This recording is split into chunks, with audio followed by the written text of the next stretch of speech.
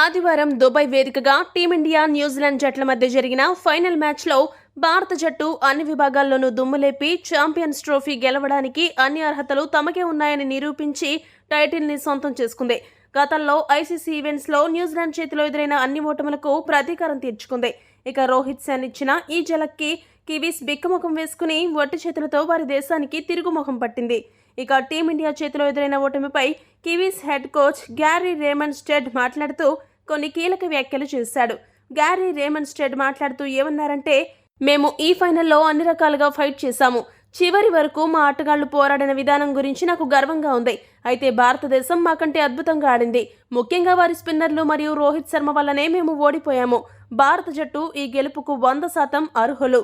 Champions ట్రోఫీలో మొదటి నుండి మేము భారత జట్టు విషయంలో కొద్దిగా భయపడుతూనే వచ్చాము. వారు స్పిన్ని మంత్రంగా చేసుకుని మాపై ఈ రకంగా దాడి చేస్తారని ముందే ఊహించాము. అందుకు తగ్గ ప్రణాళికలు కూడా వేసుకున్నాము. కానీ వాటిని అమలు చేయడంలో ఫెయిల్ అయ్యాము.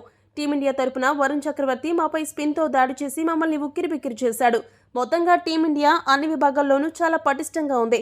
అందుకే వారు ఈ ఛాంపియన్స్ ట్రోఫీని సులభంగా దక్కించుకున్నారని పేర్కొన్నాడు. ఈ వీడియో గనక మీకు నచ్చినట్టయితే లైక్, షేర్, కామెంట్ చేయండి. మరిన్ని స్పోర్ట్స్ అప్డేట్స్ కోసం మా ఛానల్ను సబ్స్క్రైబ్ చేసుకోండి.